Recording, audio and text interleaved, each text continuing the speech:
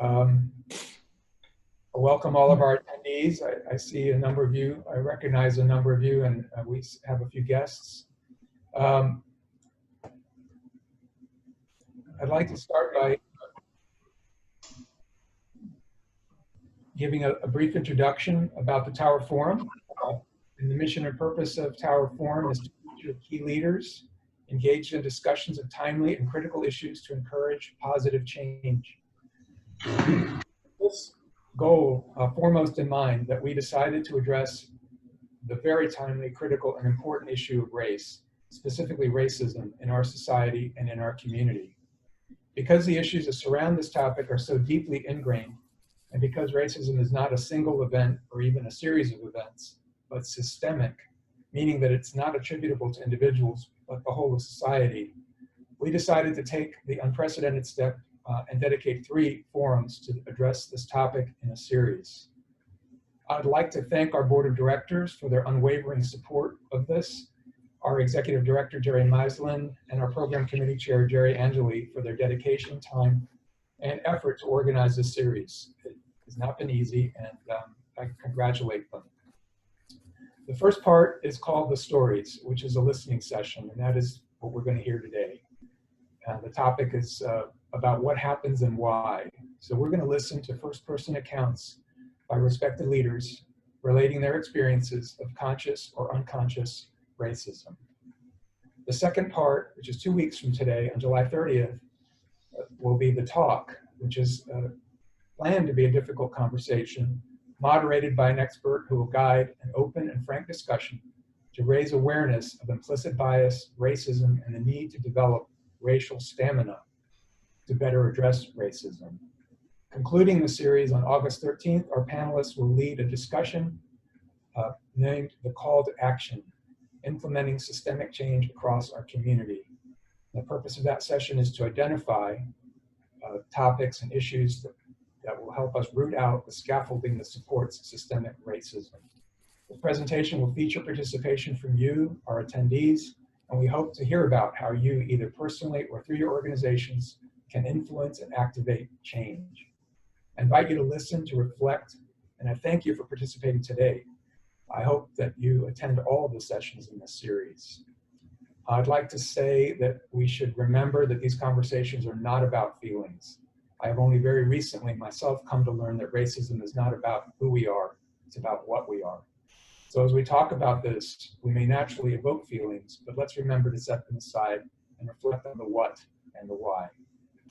I'm going to begin by saying that racism can be easily confused with bias and prejudice. And we need to be honest. We all make assumptions and we all carry biases. Can't help it. We're human. However, this is not the same as racism. So very briefly, and to clarify this difference, I'm going to speak about myself. I'm part Italian and part Hispanic, Sicilian and Colombian to be exact. I'll let that sink in, half Sicilian, half Colombian. Many of you were around in the 80s and 90s and can recall what that combination triggered in terms of assumptions. I was born and raised here in Broward County, and in the 5th grade on the way home from school, I was pulled off my bike by 2 redheaded boys in the 6th grade who claimed I was getting what I deserved because my mother was a spick. After a beating, I took the long way home and went straight to the bathroom to straighten up. I didn't want to share this with my mother, didn't want to hurt anybody. I was confused and upset. And this is the first time I speak about this, ever. I've never told anyone about it. So from that point forward, back in the 5th grade, I felt I knew what bigotry can do, and I felt I knew how racists can behave.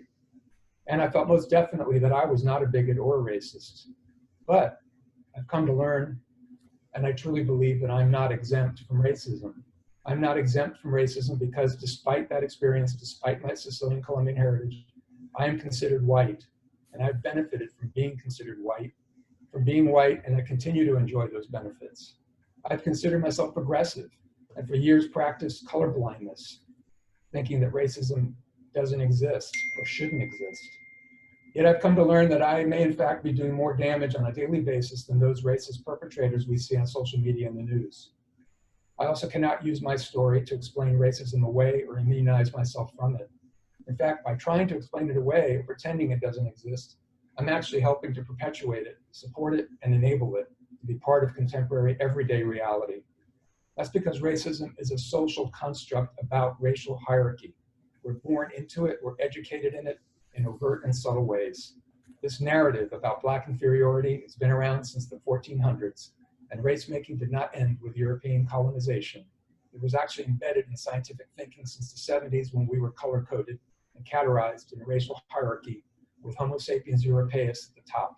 It wasn't only skin color, but attributes of beauty, ugliness, strength, weakness, intelligence, brutishness, energy, laziness, that found their way into describing the supposed differences among peoples. Yet science is unable to prove racial difference biologically, and that's because it's cultural, not biological. We're all literally cast into roles simply by virtue of birth and the perceived color of our skin.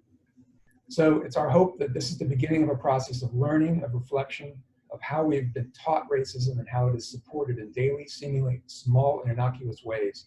I'd like to profoundly thank our panelists for their generosity, courage, and willingness to share for the benefit of all. A little housekeeping. As attendees, you'll notice at the bottom of your screen, you have some buttons. From the left to right, you have audio, which is your ability to mute or unmute. You have in the middle of your screen, raise hand, chat, Q&A, and then on the right of the screen, leave. To participate in the Q&A, please click on the Q&A, enter your question, and the panelists will be able to review those questions and answer them. If you'd like to comment for anyone to read, use chat. Through the chat function, you may communicate with panelists or everybody. You may also raise your hand to be recognized by the moderator, and you'll be given the opportunity to speak. So with that, I'd like to introduce our moderator for today, Mr. Clarence Williams, Senior Government Relations Consultant with the firm Becker and Polikoff, Washington, D.C. office. Mr. Williams represents and advocates for clients before Congress and the executive branch of the federal government. Many of those clients are based here in Florida, including Florida International University, Bethune-Cookman University, and the municipalities of Miami Gardens, North Miami, Palatka, West Park, and Opa-locka. Let's welcome Mr. Williams, who will introduce our panelists. His personal mantra reads something like this: government will do things for you or to you based on how well you understand how it works. His focus is to provide clients with the tools for getting government to work for you.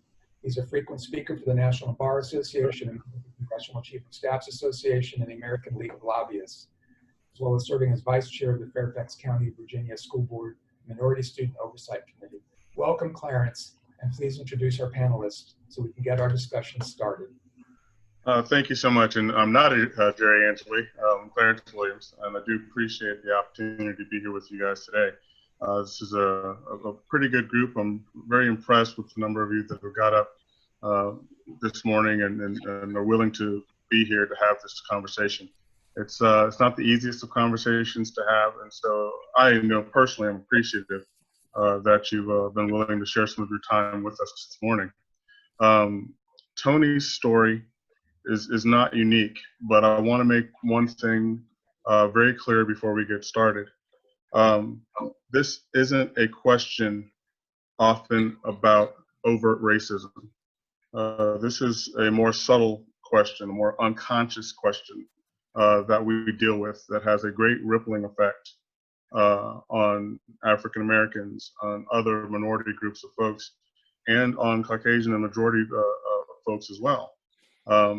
As Tony mentioned, this is a systemic issue that's been going on forever, and it's about what we perceive about each other. It sometimes sits further down than we know is there, and therefore it creates issues that we don't often see. There's a Harvard University researcher by the name of Mazrin Benali, and one of the things that they said was, most of us believe that we are ethical and unbiased. We imagine we're good decision makers, able to objectively size up a job candidate or a venture deal, or reach a fair and rational conclusion that's our and our organization's best interest. More than 2 decades of research confirms that in reality, most of us fall woefully short of our inflated self-perception. Now that's probably even a little harsher for my standard, but there is a rippling effect with unconscious bias that affects us all deeply and becomes an obstacle to the things that we want to get done. So what I'm going to do, I think more important than our professional bios, is some of our personal history. In mine, I am the son of a 20-year military veteran who spent his entire career both in the military and out in law enforcement. So I, of course, got a unique perspective on both sides of the current debate, and that has informed so much of who I am, and we'll get a little further along into that afterwards. So what I'm going to do is I'm going to ask each of our participants, starting with Commissioner Williams, to introduce themselves. Like I said, it helps in listening to various stories to know the background from which we come to get an understanding of how we got where we are and how the country has gotten where it is. Commissioner, you're muted.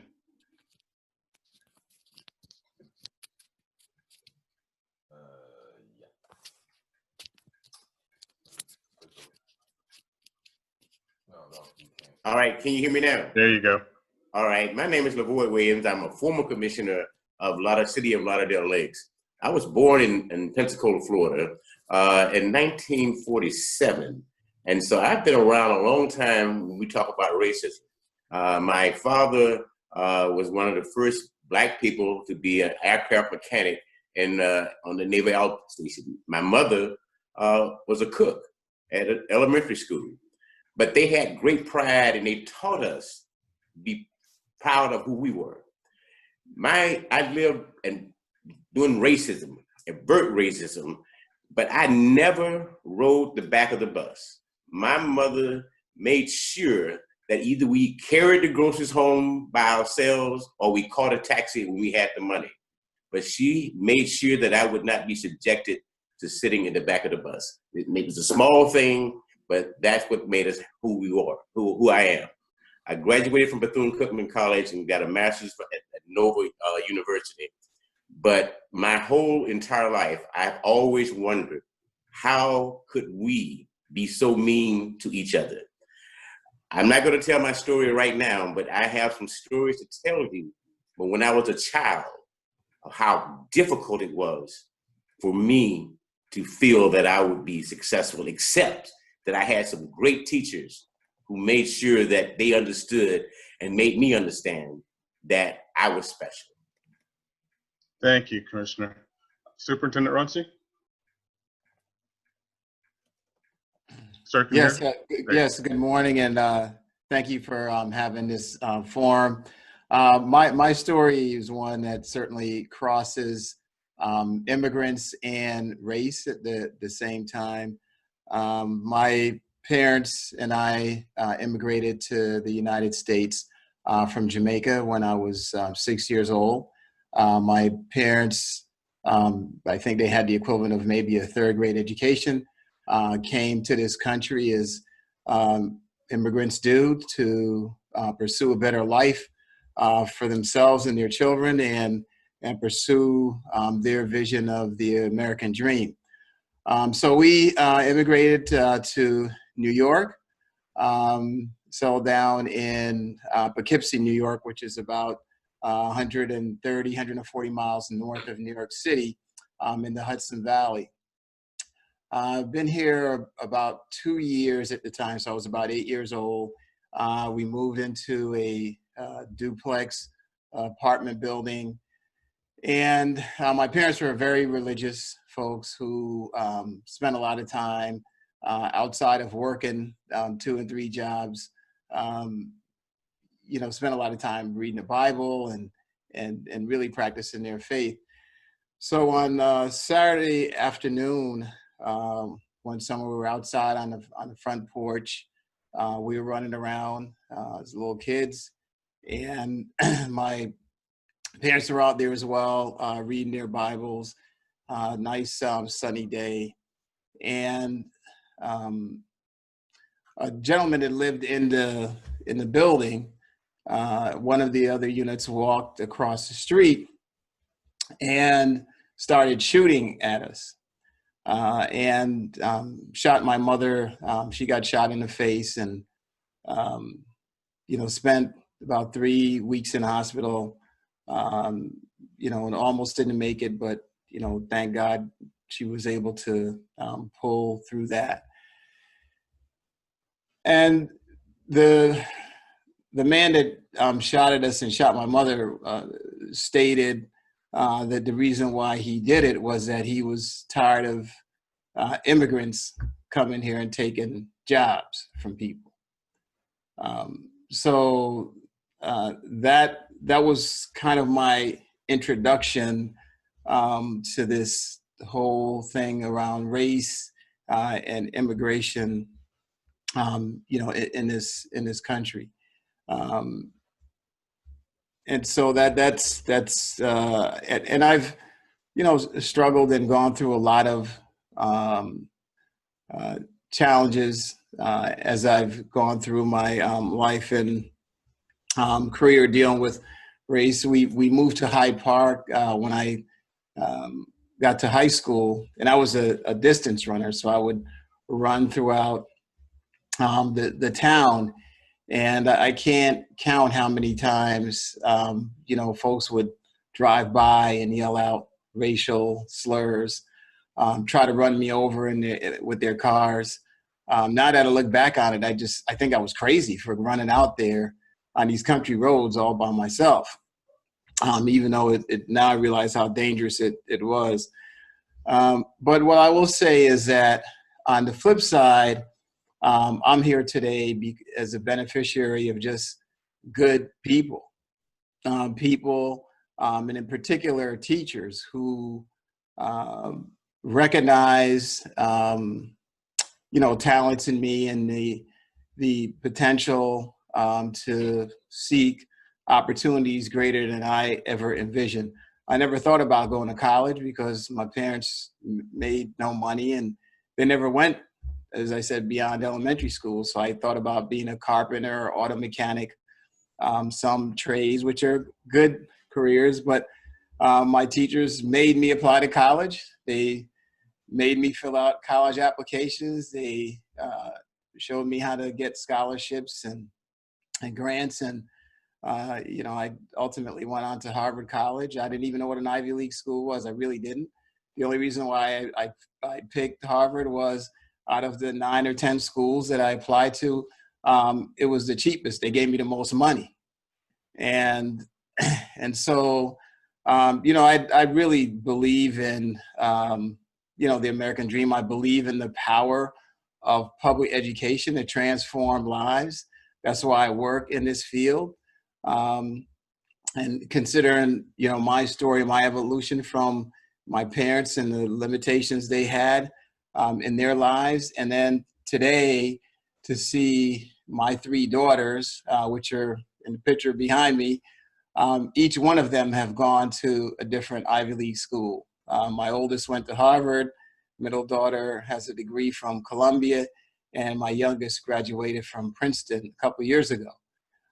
Never really planned it that way. It just kind of evolved. So I think that there's, a lot of hope, a lot of opportunity in this country. And I think when it comes to, race relations, there are a couple quotes that I want to just end with. One of them is by Abraham Joshua Heschel. He's one of the leading Jewish theologians and philosophers of the 20th century and was a good close friend of Dr. Martin Luther King. But he said, morally speaking, there is no limit to the concern one must have for the feeling, for the suffering of human beings, that indifference to evil is worse than evil itself, that in a free society, some are guilty, but all are responsible. And the second one is one I heard by Cornel West recently, where he said, it takes courage to look in the mirror and see past your reflection to who you really are when you take off the mask, when you're not performing the same old routines and social roles. It takes courage to ask, how did I become so well adjusted to injustice? So I think we all have a responsibility to take action, to be engaged. Doing nothing is also taking action, right? Because I think, as Ed Berg said one time, the only thing necessary for the triumph of evil is for good men to do nothing. So I'm glad to be here today with a bunch of good people who really want to do something. So I appreciate the opportunity to be part of this conversation. Thank you, Superintendent. Mr. Pilgrim, take a couple minutes to introduce yourselves, and then we'll kind of get into the meat of our conversation after Mr. Moss. Appreciate it, Clarence. Thanks so much, everyone, for creating this incredible panel. All the esteemed colleagues, thank you guys for taking time out, and the panelists. And those that are listening, thank you for understanding that we have to have an opportunity to discuss before we can act. Miguel Pilgrim, fourth generation, well, actually a third generation Navy war veteran. My son will be a fourth generation. Born to a mother from Mississippi and a father from Memphis, Tennessee. And I was born in Los Angeles, so that military career took us all over the spectrum. I'm happy to be here, and what I do is try to create change in communities through my real estate, through my entertainment needs, and I'm excited to talk about some of my experiences. And I think being a veteran, as well as having a mother who has multiple master's degrees in nursing, and a sister also who's a military veteran, war veteran, and a brother who served, so it's a family thing, and we can speak about it a little bit more, the difference in my experiences versus many of the others here. So I look forward to it. And once again, guys, thanks for creating this incredible venue to have this conversation. Thank you, Miguel. Mr. Moss? Yeah, hi everyone. Good morning. It's great to be with all of you. I will tell my story just a little bit later about growing up in Jacksonville during the time of segregation. But I'm a partner in the law firm of Holland and Knight. I'm very involved in the community doing volunteer work, which I love so much. Having worked with United Way of Broward County, serving on its board, and helping start Mission United, which is an amazing initiative for veterans and their families that is now spreading throughout the entire country. So I'm proud to be here with all of y'all. So pleased that we have a great audience, and looking forward to the further discussion. Thank you. Thank you all. And as you guys can see, we have a fairly esteemed panel. One of the things I, as a military brat, want to say immediately is thank you all for your service. That was one of the things that was exciting for me to see when Jerry first talked to me about this, is to have 3 veterans on this group. Their insights are going to be extremely valuable. And I'll tell you from my personal experience, having been a military brat and traveling all over, one of the things that, as you'll see as we go along in this conversation, that I find valuable to being able to get over the obstacles of both overt racism and unconscious bias is the ability to see the world as larger than yourself, to be able to see what you can aspire to if you can outgrow the problems that you see. A lot of the things we see day to day where folks struggle with getting past systemic racism is having such a small view of the world. It's sometimes only 4 blocks. And getting out of that is deeply troubling. My dad joined the military because, as he told me, if he stayed where he was in South Florida at the time, that he was either going to be in jail or dead. And he begged and begged and begged to get his brother to do the same thing, to leave with him to join the military. He joined the military, he traveled the world, and he instilled in me, my brother and my sister, a view of things about what we could and should be. His brother stayed there, he died in prison. And that is unfortunately so much of the problem if you don't know how to get past that hump. So when we talk about unconscious bias, it affects everything. It affects our perception, how we see people and perceive them based on either real things or, more often than not, assumptions made over years. It affects our attitude and how we treat those people. It affects our behaviors, how we react towards certain people and why. It attracts our attention from one group of people to another group of people to another group of people for no other reason than what we visually see and what we've heard from other people. It affects our listening skills. How often do you see on the video these days a conversation on the side of the road between a police officer and someone who's traffic stop, and no one's listening to anyone because they've got the preconceived ideas before they actually start talking. It even affects our what referred to as our micro affirmations, how we treat someone who is in distress, how we see that distress and respond to it. When we take the painful look at the George Floyd murder, an inability to hear someone in distress and feel an empathy for that person is why that young man is dead.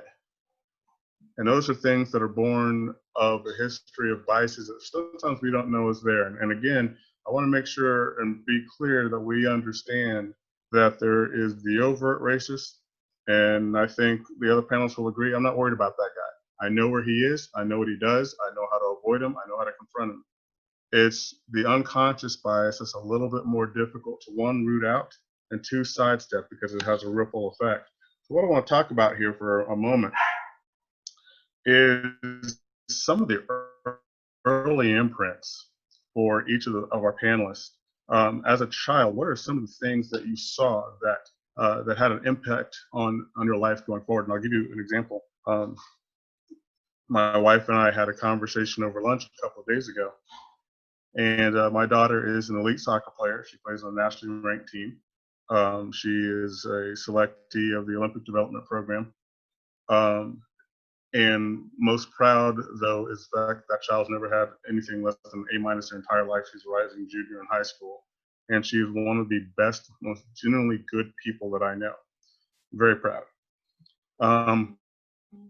Several years ago, on another team that she was on, she and another girl were basically the studs on the team. And this one game that was really going to affect their ranking, everybody kind of stopped playing for a while there, and my daughter got upset, and she never loses it. She was doing her thing and trying to get us back into the game, and at one point she took a hard foul, and when she got up, she looked back at her team and she yelled at the top of her lungs, "Someone needs to help." They pulled her out of the game and pulled her off to the side to have a conversation with her. Now, mind you, this was not the very first time that someone had lost it on the field. And quite honestly, it really wasn't that big of a deal. And the person who pulled her to the side, one of the assistant managers, to talk to her, I think had the best of intentions. But what she saw was this black young lady, the only black person on the field at the time, getting upset. And for whatever reason, who needed to be calmed down. No other players on that team had ever been pulled to the side when they got mad, some of them cursing at refs. That's been 3 or 4 years ago. And my daughter, who is very tough-minded, has not raised her voice in a game since. It's really edged her aggressiveness because she was made to believe that she was the angry black woman. I've been fighting for the last 2 or 3 years to get that out of her because that will affect how she matures and what she does when she gets in the business role and that kind of thing. So these things reverberate over long periods of time. The lady who spoke to her, I really think meant no harm whatsoever. She wasn't mean about it or anything like that, but she suggested that my daughter losing her temper was a bad thing and that she shouldn't do that. So I want to pass it off to the group. Tell me something about your younger life that happened that would affect you in later life, or that's stuck with you all these times. We'll start with Mr. Philbin. I can say yes. A very short story. I was born in Los Angeles, and shortly after my father's career, we moved back to his hometown, Memphis, Tennessee. Which even at that young age, I was 9, 10 years old, and I could tell there was a significant difference between Los Angeles and the friends that I had in comparison to starting to create new friends and where we lived in Memphis, Tennessee. But move a little forward. In my teenage, my mother was an academiac, meaning she had us reading, and she was also a Sunday school teacher, a Sabbath school teacher, Seventh-day Adventist. So I had the best of both worlds. I had a lot of books and a whole lot of Bible. At the very least, she made sure that we were going to prepare for college. I wasn't really interested in college because I knew I wanted to go to the military, but not in my mother's house. You're preparing for college. We went to the ACT, which is the academic collegiate test, which everybody knows it takes to go to college.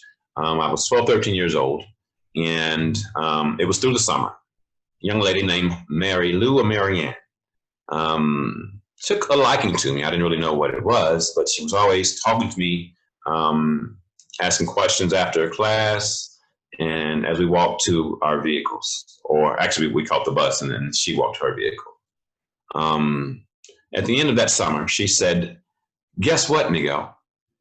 My father bought me a brand new car, a Mustang." Well, I'd never heard of anybody who even had that kind of money, let alone at the age of 14, 15, you know. So she said, "Hey, after class, this is like, we're going to go out and look at the car." Wow, brand new Mustang. And everybody knows most kids, men at that young age, they like muscle cars, at least in my era. And I'm excited. We're coming out of class. All the other kids are leaving. We're walking down the path. She's got my arm. And there it is. Brand new shiny Mustang. And out jumps this man, runs to us, her father, pushes me down, grabs Marianne, and tells me, uses the N-word, and tells me, don't ever touch his daughter again. Never knowing what would happen. Not it happened. I've never been told about any sort of racism. And it changed me. And I went home, and my mother had the conversation to tell me what just happened. She explained to me, this is what we see. This is direct racism. Even worse, my son, you will encounter the subtle racism. So that's one of my childhood stories. Steve. Mr. Moss, I'm sure from Jacksonville there are probably a number of tales. Could you share with us? Yeah, thank you, Clarence. As I mentioned, I was born and raised in Jacksonville until I graduated from high school in 1960. I grew up with segregation. It was a way of life at that time. Public schools, playgrounds, public restrooms, and water fountains, separate facilities with signage labeling colored and white. Public transportation, as LaVoy mentioned, there was that white line on public buses that colored were to sit behind that line, and there was signage on the buses that said that. Private clubs, restaurant, hotels, all segregated. I witnessed older Black men who were porters at the train station being referred to as boy. I witnessed white men running through the streets of downtown with axe handles, chasing Blacks out of downtown. I witnessed Ku Klux Klan rallies where there were giant bonfires and crosses burned and horrible, hateful language. My mom and dad worked at their men's clothing store in Jacksonville. And therefore, I spent a lot of time with Hannah. Hannah was a wonderful Black lady who helped raise me. We would travel on buses together to her home and back to my home. And I would sit with her in the back of the bus and be yelled at and ridiculed by whites on the bus for sitting behind that white line. I spent a lot of time at Hannah's home, played in Hannah's neighborhood with other children, and went to Hannah's church, where I developed a great love for gospel music. Anti-Semitism was also prevalent at that time. Being Jewish, I was subject to name-calling and fights in school.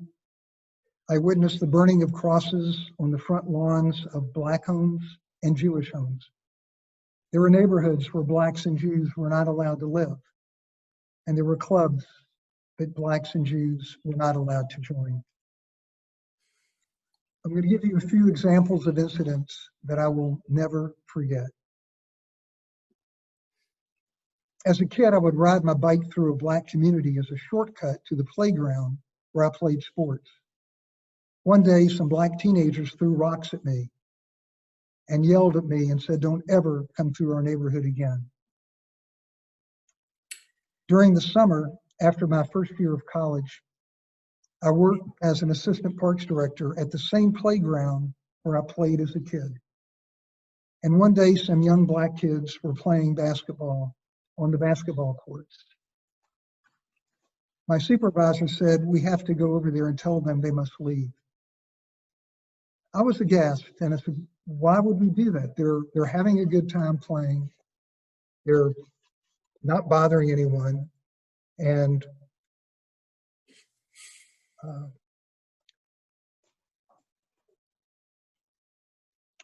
he said to me, "We have to do this. They don't belong here." And that bothered me very much. Clarence, do you want me to go on, or do you want me just to stop at this point? Let's stop there, Okay. because you touched on a couple of things, as did Miguel, that, we all have, well, a couple of things I want to say before we move on a little bit.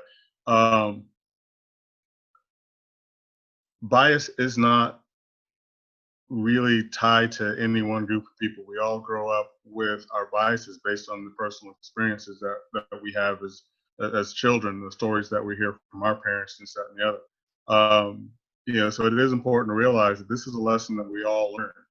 We're looking at this right now from the perspective of, Caucasian biases against minority folks, but this is a pervasive problem in all communities, and we should, as we go along, continue to keep that in mind.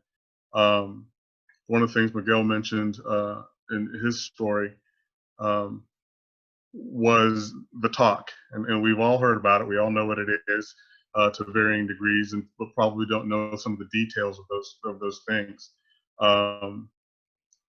and why that comes about. There's always really a lead-in to that discussion.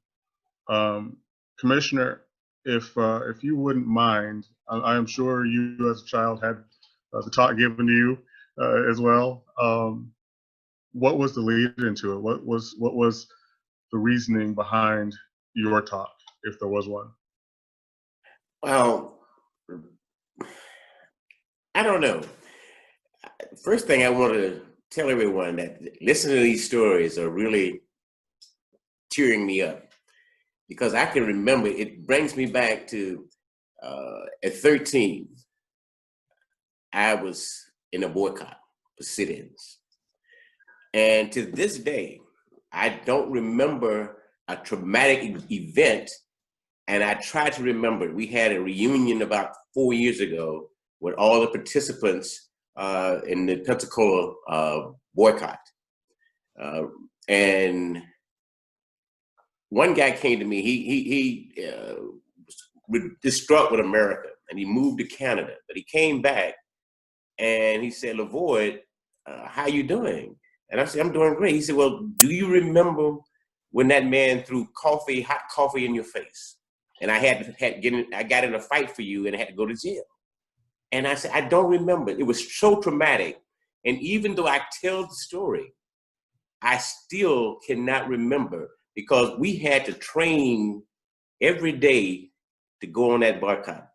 We could not be there longer than 2 hours. We had a routine. We trained not to be violent.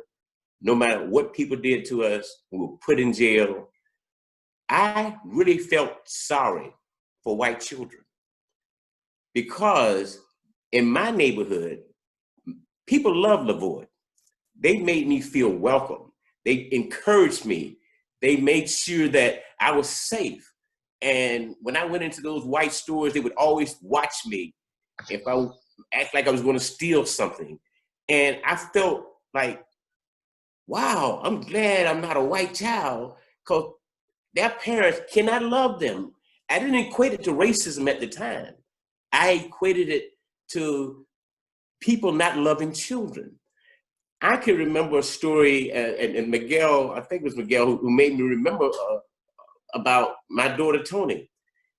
Now, she's traveled all over the world singing, but I remember she was on the basketball team, and she was probably the best basketball player on her team. But she also had a love for music. And so she was in the class play. But the coach punished her. He was the captain of the team. But because she was in the class play, he took her captainship away. Then he put her on the bench and didn't let her start. And other coaches would come to me and say, why is your daughter starting? It was at Plantation High School. And I say, the coaches have a problem. So I went down and tried to confront him, but I'm trying not to punish my daughter.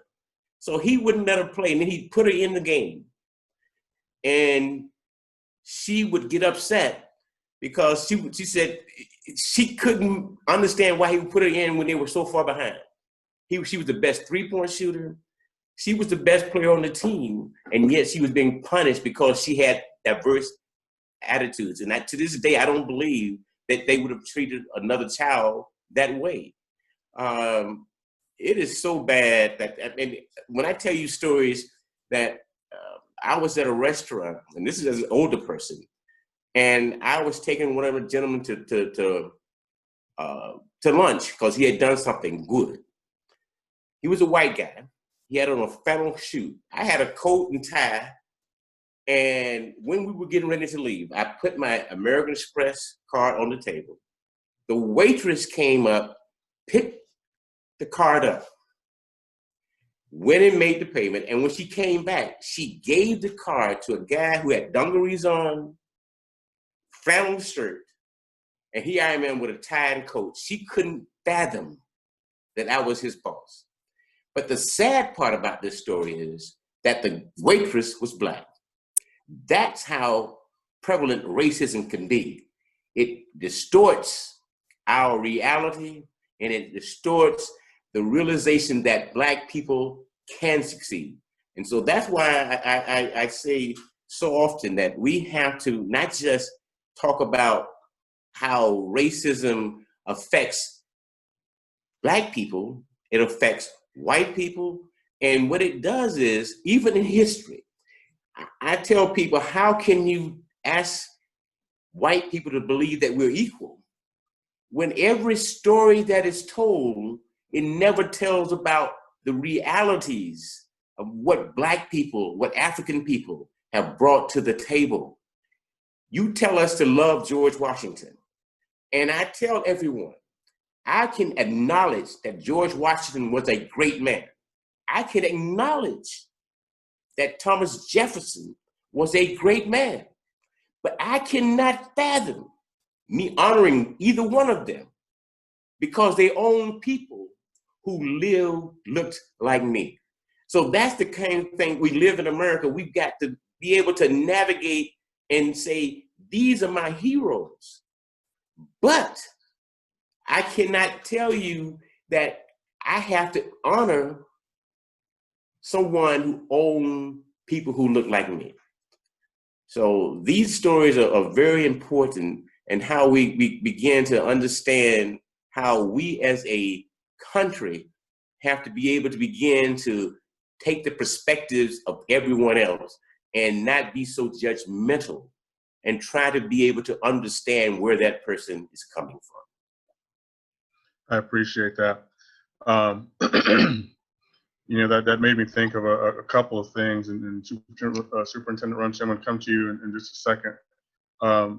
When thinking about how these things have long-term effects, not only in how minority folks, based on what the stereotype is, and we're going to talk about that in a little bit, internalize some of the things they hear and see, but how those things will affect them down the road, as well as the folks that are kind of putting that on them.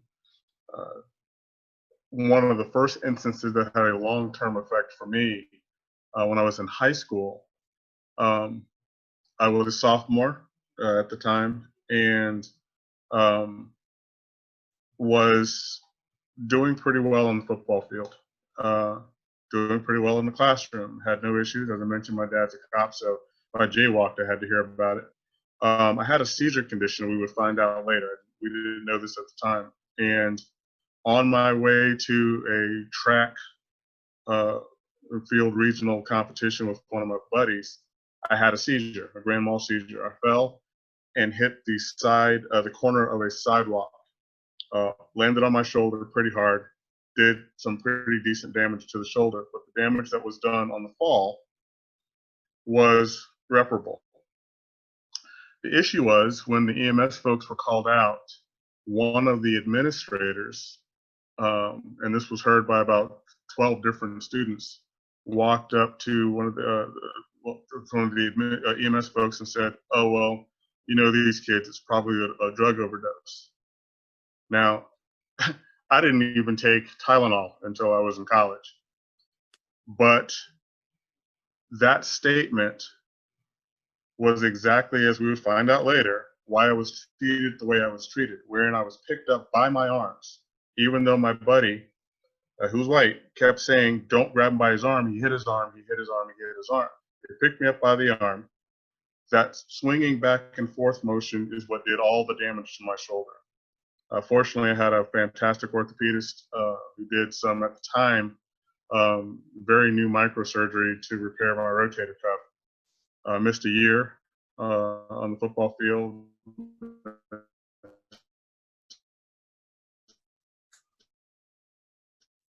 A year of other things.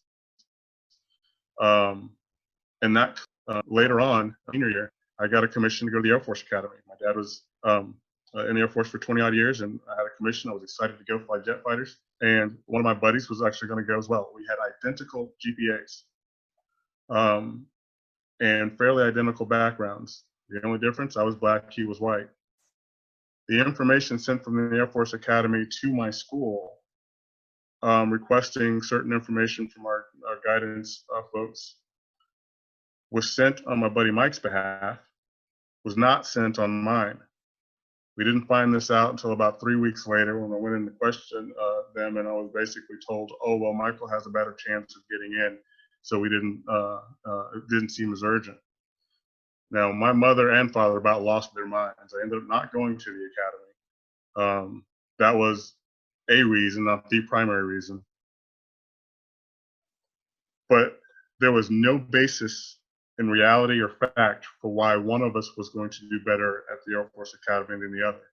There was literally no difference in our academics. There was no difference in anything whatsoever.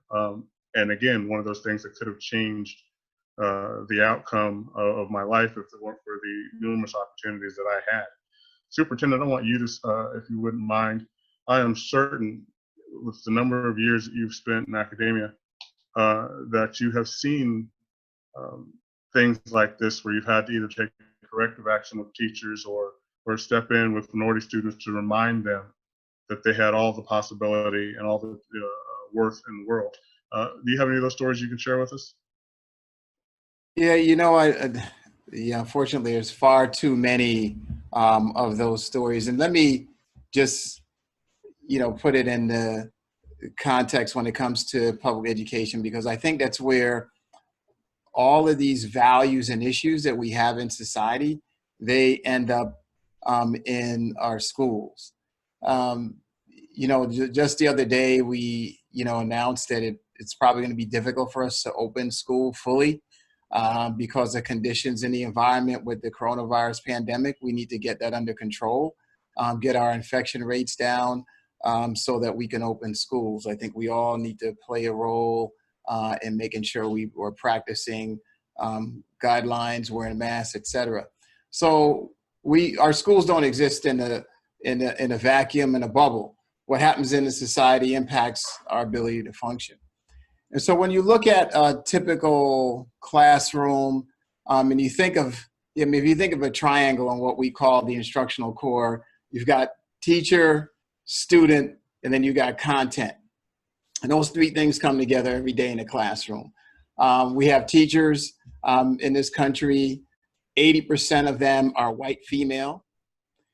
And we have our students, which is getting more and more diverse. I think a few years ago, we crossed a threshold where more than 50% of the children in our public schools, or over 50 million of them, are children of color.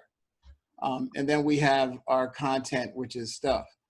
But what goes on in our society that incorporates historical racism, the enormous health and wealth disparities that we have, housing policy, segregation, sexism, all these issues, they end up permeating the school structure. And in any given moment or time in the classroom, you can observe what one educator called discretionary moments, right? And so in the space of 2 minutes, you might find 20 of them. These are everything from gestures, statements, behaviors, things that kids say and do, but based on one's perception and biases that you bring into the classroom with you as an educator, you will make assumptions about kids that will ultimately impact their ability, their confidence, their opportunity to engage and thrive in the classroom. And you don't even realize what's going on, but there are all these little subtle messages that go on each and every day. I've witnessed it myself. I can recall when I was in sixth grade, I had a teacher, and it was nonstop. She was coming after me. I could never figure out why.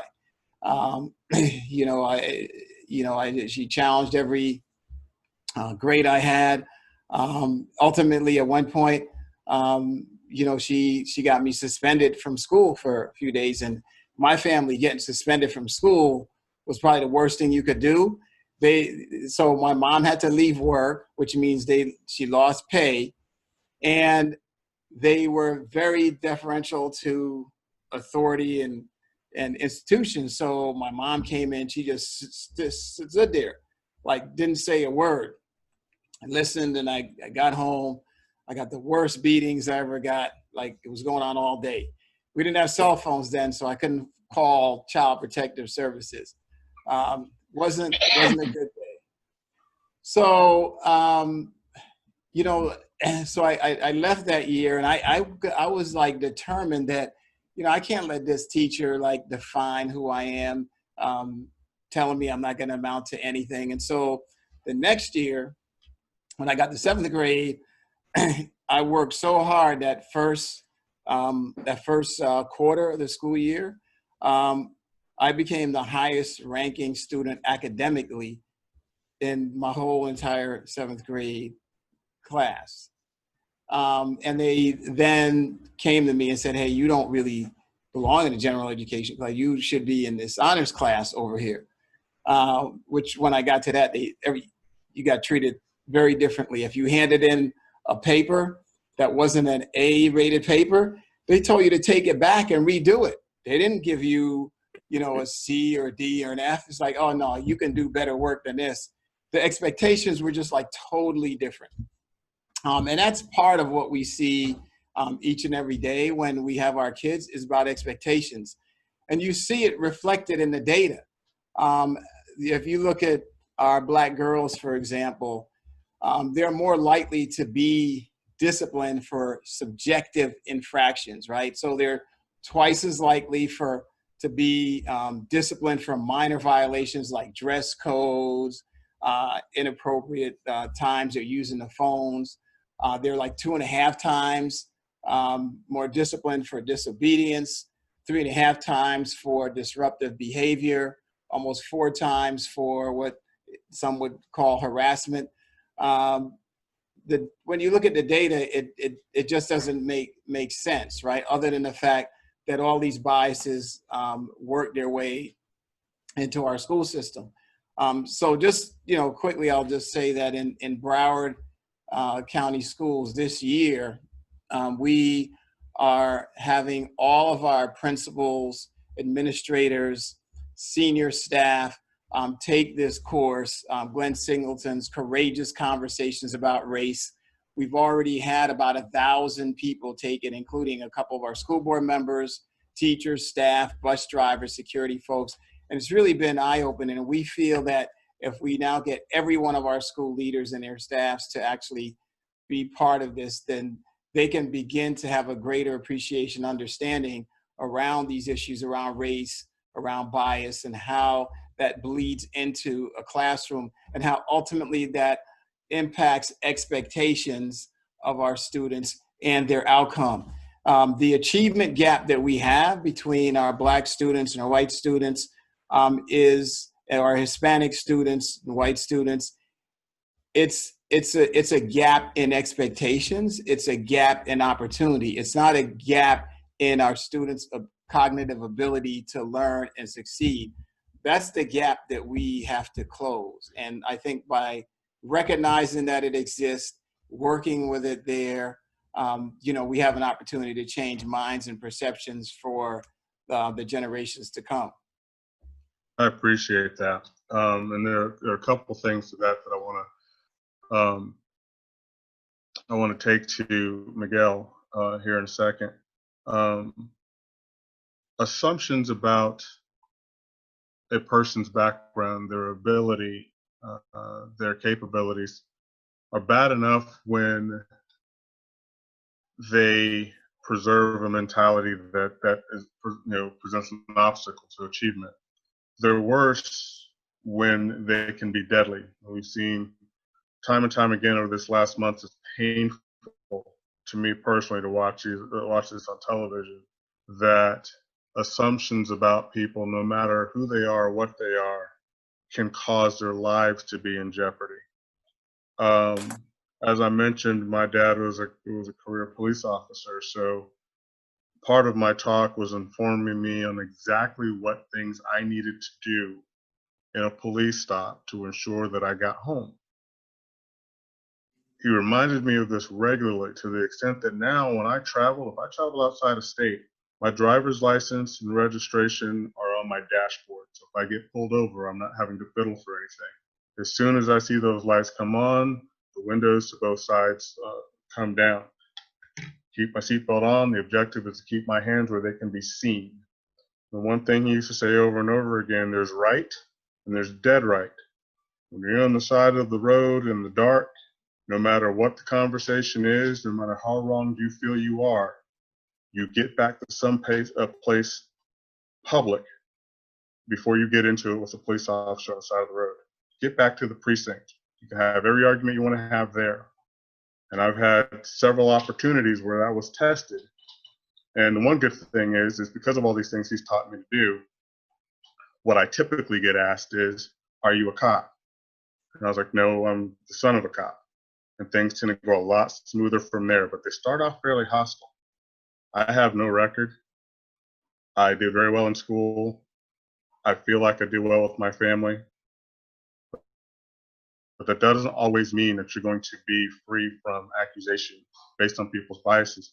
Miguel relayed a story to us a couple of days ago that I would like him to share with the group, because it's a sign of what bias can eventually do that could be devastating, could be fatal. Miguel, would you mind sharing, if you know the story I'm talking about? Absolutely, absolutely. Thanks once again, Clarence. We live in a constant state of fear. Fear that we won't be perceived the way we intend.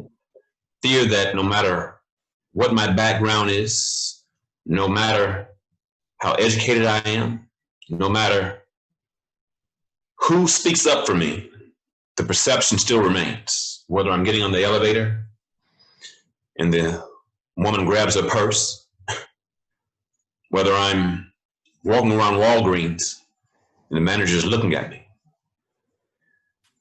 whether I'm driving home one day after my second shift and my background from the military is highly trained, self-defense, combat, tactical. I have all that. And I help people. Driving home one day after leaving one of my jobs, I saw a man getting beat. The other man beating him, the suspect, was much larger. So I pulled over, hopped out, and said, "Hey, what's going on?" Thought I'd intervene because he was getting beat. The victim was much smaller. I hopped out, assessed the situation, ran over, and as I'm running to break this up, the man reached in the victim's pocket and pulled out his wallet. So I said, "Okay, he's robbed this guy. Let me just grab this guy. I'll put him down."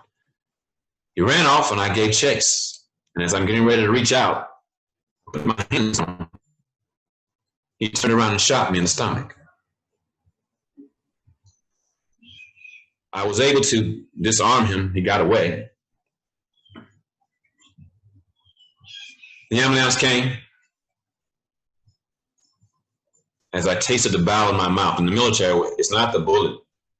It's usually the poison that the bullet released from my spleen and my colon. And as I lay there, the detective runs up, says, hey, we need to get these guys quick. What gang are you in? I said, "No, sir, I'm not in the gang. I'm a third-generation war veteran." He said, "Yeah, right. And I'm Santa Claus." A constant state of fear that my son will be in a similar situation. A constant state of fear that he is a Navy veteran, but it doesn't matter because his perception and the ignorance of fear could make him no longer here with us. Time to have a conversation to tell him, doesn't matter where you come from, son, but in this society, you could die just because you look different than the majority. Fear. Every day. I don't fear getting pulled over, but I fear the ignorance of the person pulling me over. I don't fear that the books that I read as a child said nothing about the contributions of people that look like me to the world. I fear going on and on. Thank you. That when we were prepping for this a couple of days ago, and Miguel shared that story, you know, it hurt my heart because sadly it's not unfamiliar. I can't tell you how many times I've been with friends, Caucasian friends, and something breaks down and the police come and they'll push through 10 people to get to me to ask me what I'm doing here with these people. I went to the University of Georgia my freshman year, but to be honest, it was probably worse when I transferred to Florida State and Tallahassee, having these kinds of things happen. In the interest of time, and I wanted to have Mr. Moss share some things, so I think we're going to do it this way. In the interest of time, are there questions that folks might have that our panelists can answer? And then if we got some time to share some more stories, we will, but I want to give the opportunity for folks to ask questions. Clarence, Mr. Williams, Yes, we sir. have a few questions in the Q&A panel. If you could click on it on the lower right button there, there's a Q&A button. If you click on it, you'll see. Got it. So the first question, all of you have grown up as very successful men with loving families. Not all have the benefits that you have had. How do we change our own behavior and make sure we are respecting those? Also, I personally have held meetings in my home and discussed those young people. Oh, something just happened and that question went away on me.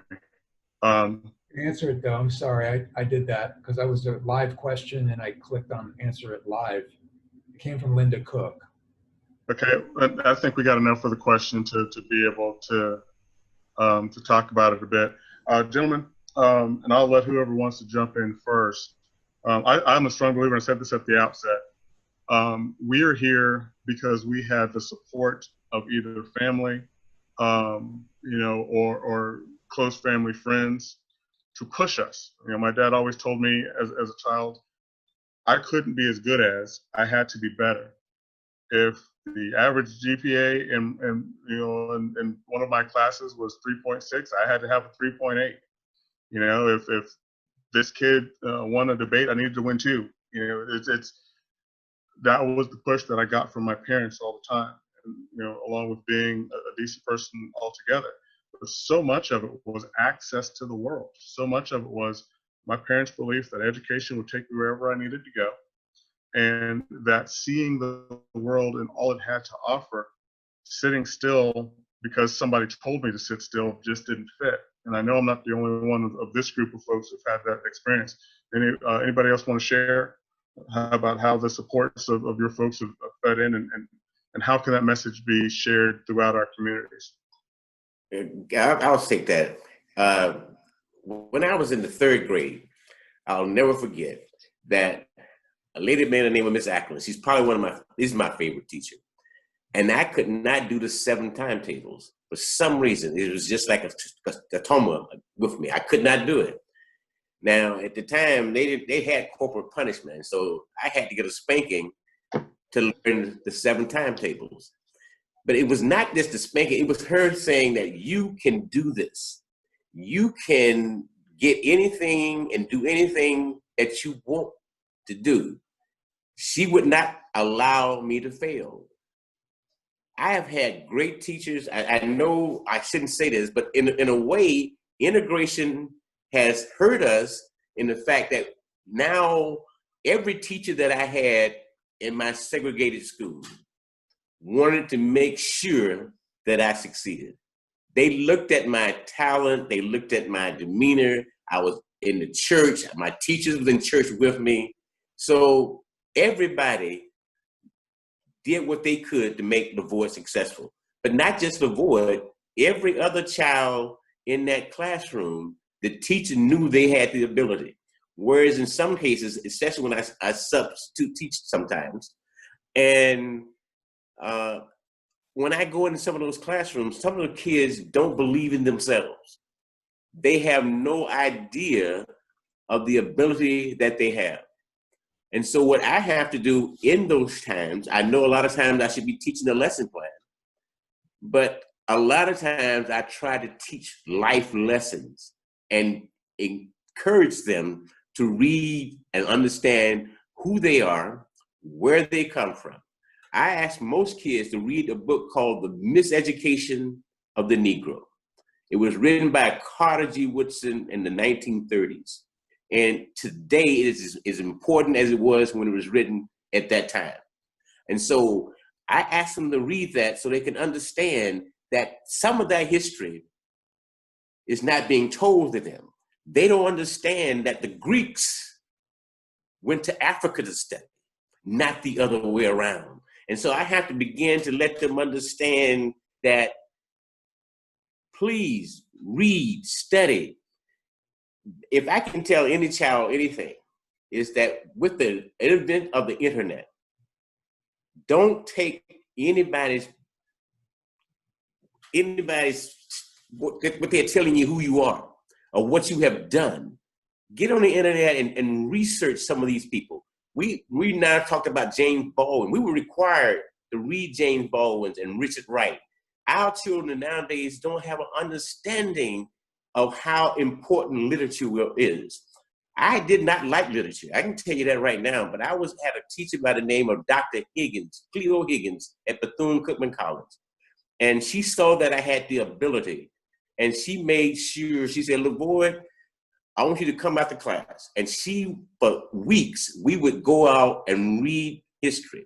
I now have a minor in English only because I took all the literature courses, because I was inspired by a teacher. And that's what we need, good teachers who can inspire and teach our children, who always believe that they can be anything that they want to be. And that's what the thing in segregation did. And I don't see a lot of that happening in some of our schools because, like Dr. Hunt says, some of them come with a preconceived notion of what we can do.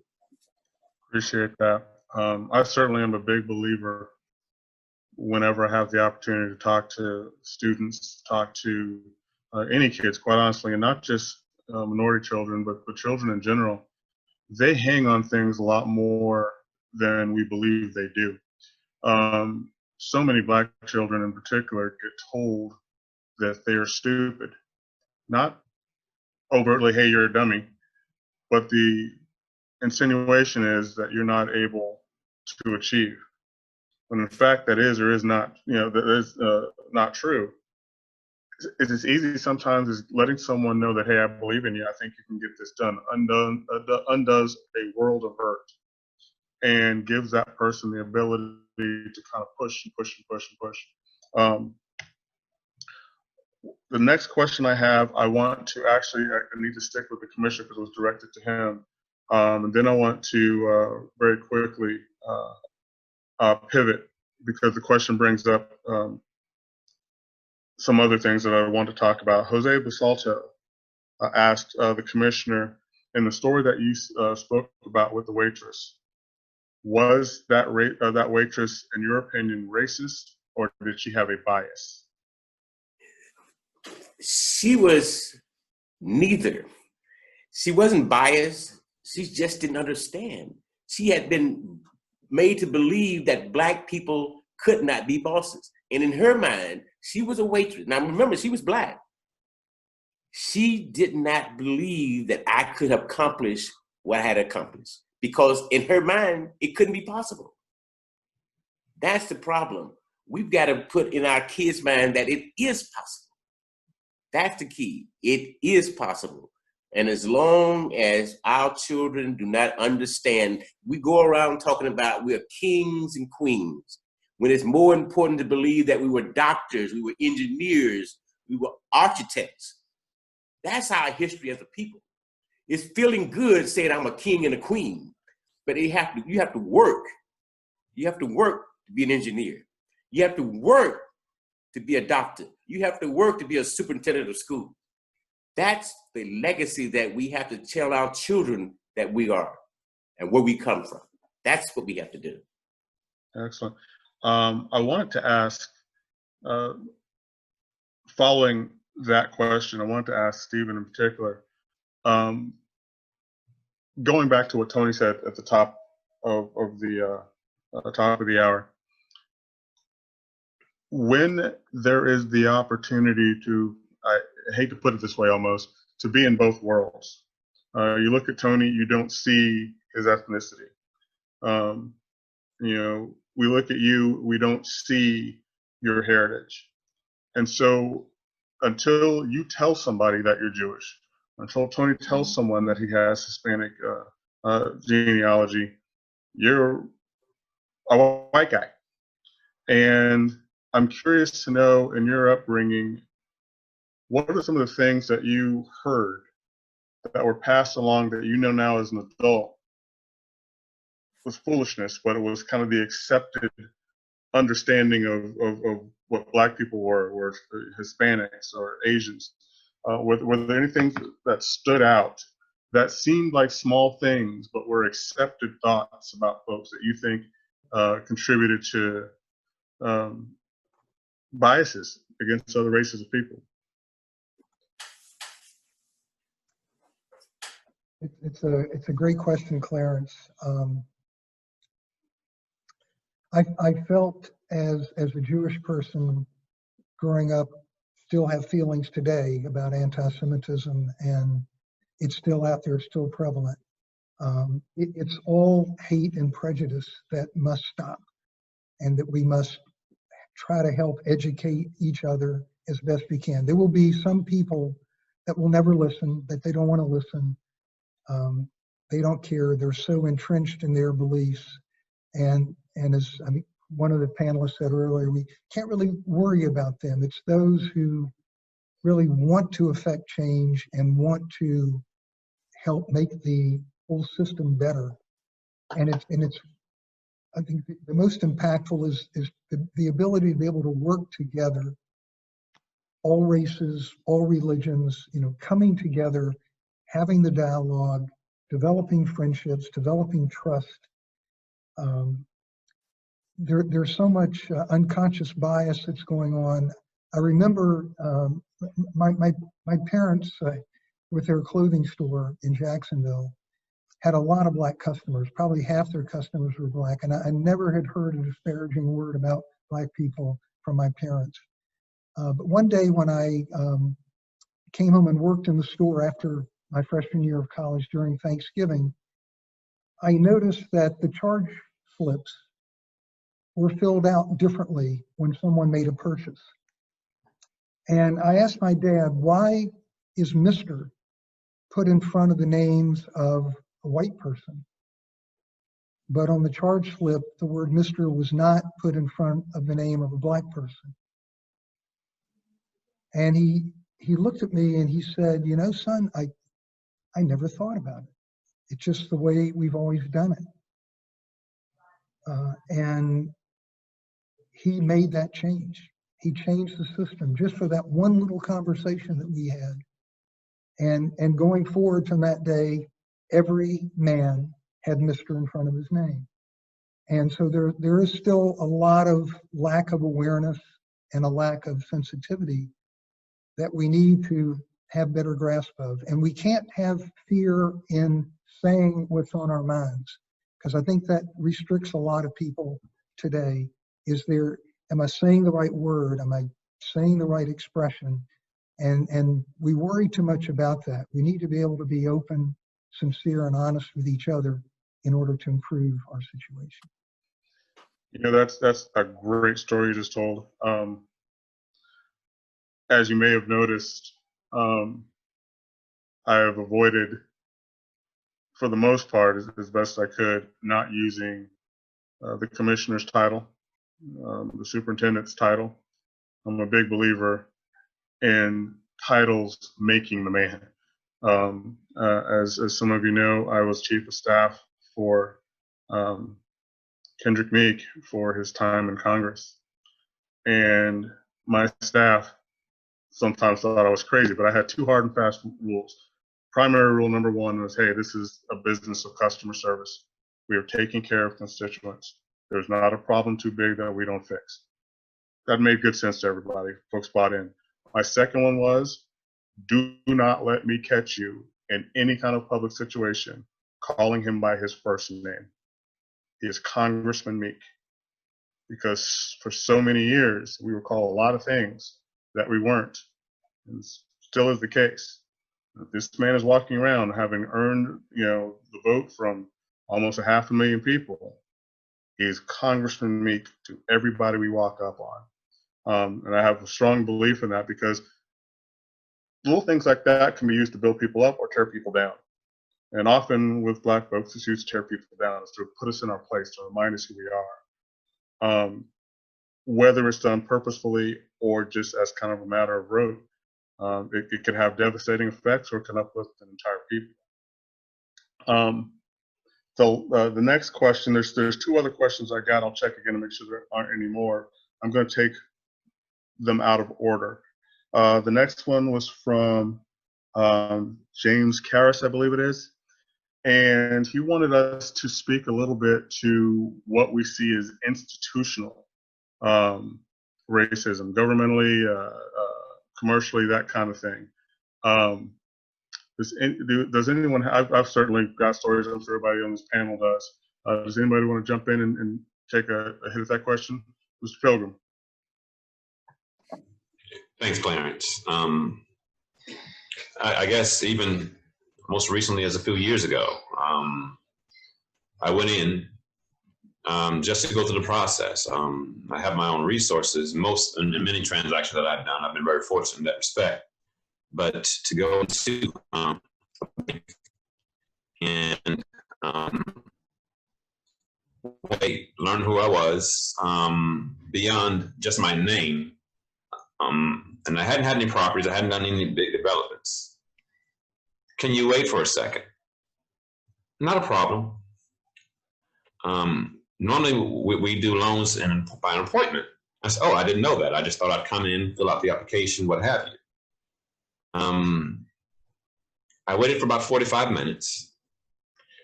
came out and said, how can we help you? I said, would like to fill out a loan application. Oh, do you have an? I said, yes, I do. Oh, so and so will be with you. So at that point, I had a white attendant coming to me. He quickly shunned me over to the assistant of the assistant bank manager. I was like, okay, maybe that's the process. I don't know. Maybe because I didn't have an appointment and I've been waiting here 45 minutes, maybe, I don't know. And as I sat down, the assistant said, oh, they always send back people over to me. I said, why would that be? Well, it just happens. It's just the way they do things. No. So yeah, that was the start. Very small thing, but to be told that nobody else can address me but the only black assistant of the assistant manager. And when I told them the amount of the loan I was seeking, then they wanted to bump me back over. Oh, I don't handle that anything that big. You have to go talk to. Okay, so that's just a small thing. Just a small thing, Clarence. I do hope that answers the question for Jim. Let me say something here too. About 9 months ago, me and a guy by the name of Fred Billis went to lunch with another guy from Bell South. And we were sitting there eating, and he had turned his life around. Now he was a Christian. He had been saved. And he turned to me and he said, LaVoy, I want to personally apologize to you. I said, for what? He said, we knew you were good in Bell South. We held you back on purpose. I said, what?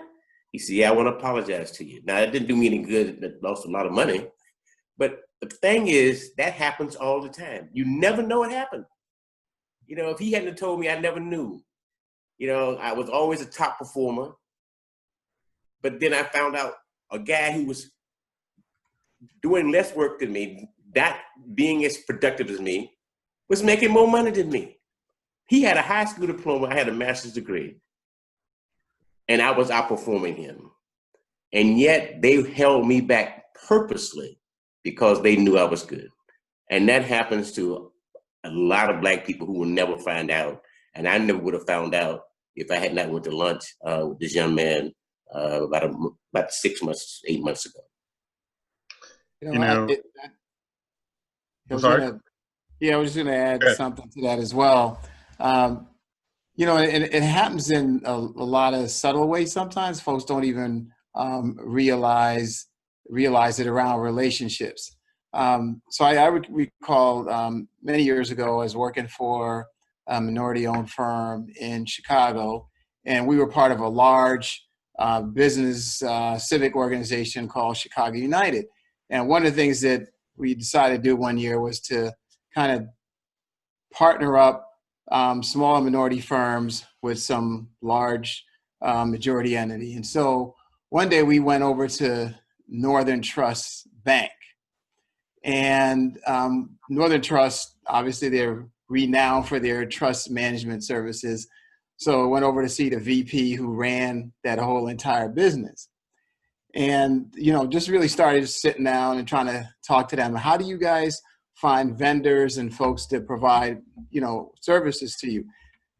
And so they were doing this big project where they were rebuilding their entire trust management system. And so he said, hey, well, you know, I ride the train in from one of the suburbs every day. And one of the folks I bumped into a couple of times on the train is this partner from Arthur Andersen. I used to work at Arthur Andersen when I got out of school. And so he said, you know, we talked and, you know, over a course of a few months about this work. And so I basically gave him this project. There was no like competitive bid or anything that they went through. And he said he's cutting a check for $6 million a month. And this project will go on for 2 years. And is because he rode on a train to work with this guy. And so when you think about those kind of things, it's like, well, how do you compete with that, right? How do you get those type of opportunities? So, I mean, do I actually have to live directly in the neighborhood to do that? So there are a lot of challenges and impediments out there that are the part of the structure of how we live, how we give out loans, how we give out opportunities. You have to recognize how intentional these structures are and how they built up over time, and be committed to trying to figure out how we can rectify that. And that's why I think this country needs to have a conversation about race, reconciliation, and reparations, and what does that actually look like. Until we have that, I think we're going to be in a state of denial and continue to have these issues be kind of the ongoing sin and issue in this country that continues to tear us apart. That's interesting, and that's the last question. So in just 1 second, I wanted to add one other thing. So when my boss was on Capitol Hill, we served on both the Ways and Means Committee and the Armed Services Committee. One of the areas that we got into, based on some conversations with several officers and over a couple of branches, was the overall diversity of the military and the lack of diversity in the flag ranks, and what systemic issues were kind of underlying, especially with having 3 military guys on this panel. It was somewhat disturbing in a merit-based organization like the U.S. military. There are still these pervasive attitudes that one person is definitive leadership and one person may not be, and the difference between those guys is how they look. There are certainly a number of instances where that was challenged. I think of I forget his name, General Lloyd, but he was like 6'7", so pretty much he was going to get a star. But then others getting passed over for some of these things for any number of reasons that could not be laid out on paper, that wasn't part of any of their docs, but all of a sudden they just weren't ready to go from 06 to getting a star. And again, that's probably our most diverse institution in government, is the U.S. military, especially amongst the enlisted, and we're still trying to get that right. So we could probably tell stories for days. I know I've got tons where you've had to figure out ways to work around someone's perception of you. Again, you have to be better. You have to give them no excuse whatsoever.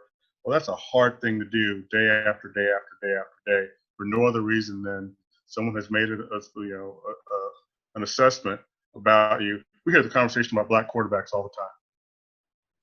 What is that based on? Someone decided a while back that somehow the intellectual capability required to be a quarterback, a sport, wasn't inherent in black people. I didn't see that scientific study. I missed it. But it is pervasive over sport, over real estate. I'm sure, Stephen, you see that regularly. Government, military. So it is a pervasive thing. As we're kind of closing down on time, I do want to get to the last question we got, which was about reparations. And you had mentioned it, Superintendent, about reparations and what generally do folks think about reparations as a means to provide some sort of equality. Yeah, that's I like that look, Miguel. I'm going to throw that to the group. Does anybody want to touch on that? And this will be our last question as we're approaching 10:30. I mean, I can take a stab at it. And I definitely don't speak for all black people anyway. I think before you start talking about reparations, you better start talking about education. If you're talking about historically that the U.S. has a duty to fulfill what it said it was going to do many, many years ago, 40 acres and a mule, okay, but that can be done in so many ways. Giving people a check, no, I'm not in support of that in any sort of way, period. What I am in support of is giving people the opportunity. You would take this money, would you take this education that's going to give you more ways? Like don't feed them, show them how to fish. Reparations in a manner of, am I going to increase opportunities for small business among minorities? Am I going to set up a fund with all these extra reparations that can show them education, financing, how to invest in themselves, as well as other ways of doing that. So I'm definitely in support of reparations, but how you disseminate and define that, that's a conversation that it has to be ongoing before you start talking about issuance of anything. Time and education, because that in the end is going to show us how committed you are to our country's and our people's success. Let me, Miguel, thank you all, and I really appreciate it. This question has to do with how do you do reparations? It's got to be a multifaceted. I know in my family, my grandfather lost hundreds of acres of land simply because he did not know about the tax laws. My brother became a lawyer for that reason. So when you talk about reparations, you have to go back and do some research. If you go back and look at South Carolina, where Hilton Head is, they took all those Black people's land simply by buying one piece of property, raising the rates. So now other ones can't pay the taxes because now, as you know, if you in government, that the tax rate based upon 3-mile radius of where you live. So if properties go up here, then your property value goes up even though you did nothing. And so now your tax base is increased. And so you can't pay your taxes. So what happens? They come in and take your land. So when you talk about reparations, you got to look at that part of it. You got to look at the colleges, how many things were taken away from our Black colleges. So I know it has to be a commission, but it has to be done. Like Superintendent Runcie says, until reparation or a belief that this happens, then we're not going anywhere. And just to share one more story, so white men will understand something. When Black people are talking, and I want y'all to pay attention to this, me and Superintendent Runcie could be talking. A white person will walk up to us, don't even say excuse me, mostly male, and then they will go in and interrupt your conversation. And then if you say something, they take offense, like you're doing something wrong. Like they have an ability, they have a right to interrupt you. And I don't know if you remember Carlton Moore, Commissioner Carlton Moore. We used to have a thing. We were both commissioners, and we'd sit there and talk. And when they would do that, we would simply ignore them and say, "Don't you see I'm talking?" Now, a lot of Black people don't have that ability to do that because most of the time they're in the subservient role. But because we were both commissioners, we said, look, you're going to at least respect me while I'm here.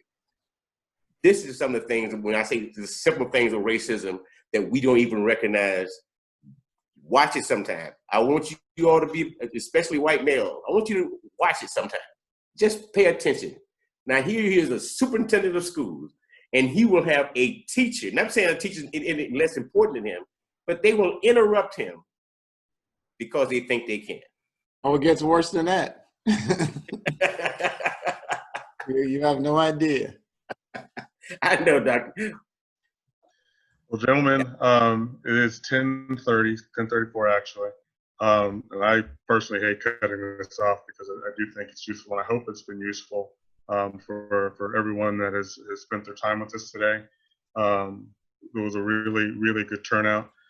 As Tony said, there are two more parts to this overall piece, and the next one is deep, and I hope that those of you who have the time can join that one, because this is a conversation that we should continue, and it doesn't need to be painful. And as I mentioned earlier, I don't want anybody to walk away feeling the weight of the world, that I've spent my whole life being racist and evil. That's not what this is about, because this is about understanding. When you understand something, you can make steps to improve it. Now, once you understand it and you still do things a certain way, that's a whole other conversation for some other panel. But I will close with this. Traveling around and being in a religious family, you see a number of things. You get to witness how certain preachers interact with their congregations. And what was always funny to me were the preachers who were the fire and brimstone guys, who would get in there and just tell you how, you were going to hell and this was the only way to salvation and blah, blah, blah, blah, blah, blah, blah. And folks would feel like, oh, this is how I feel so bad about myself, until they got to their car. It's like, whew, I just, I was just able to sit through that and I didn't catch fire, so I guess I'm good for the rest of the week. As opposed to the preachers who would tell you what the word said. Let that kind of fill your heart. Let that direct how things go. This is similar to that. We just want you to hear and understand that how these things have affected us, but also know that we were able to overcome it with the support of people, not only our family, but folks who cared about us, friends. And you can be these people too. I think strongly that the pure fact that you're on this call, you're already those people. And we want to be able to take that message out into the community, because this is a problem that looks like it can't be fixed, but I don't believe that. I believe we can make things better than they are. And we can get past what we're seeing on television every day that's breaking all of our hearts. So with that, I'll pass it back to Tony. On behalf of our four great panelists, thank you very much for your time. Thank you, Clarence. Thank you very much. And thank you, panelists, LaVoyd Williams, Robert Runcie, Stephen Moss, Miguel Pilgrim, and our moderator, Clarence Williams. You've done, reading from the chats, this panel has really opened eyes, educated, and I believe this conversation will continue. I'm confident of that. I do want to apologize to you, Clarence, because of the name switch there on your photo. I've been called worse than Jerry Angeli. is our program chair, and somehow you got his name. I also want to let the participants or attendees who are here know that this has been challenging for us to put together, and we intended to include women on the panel. We had women for this panel signed up, but for different reasons, as Jerry can attest, their organizations opted to say, maybe it's better you not participate. So as you can see, there's difficulty all around. It exists, and we are a witness to it. But I do believe that the series will put a crack, I don't know how else to put it, that we can widen into discovering how racism is manifest at everyday levels in our society. So I want to thank everybody. We're recording all of these. This session has been fully recorded and will be available on our website, www.towerforum.org. Thank you all. Thank you, panelists. Thank you, attendees. We'll see you in 2 weeks for the next session, which is the difficult conversation, the talk. And I look forward to that, and look forward to seeing you. Thanks again, everybody. Thank you. Thank you, everybody. Thank you. Have a good day. Thanks, everybody. Thank you.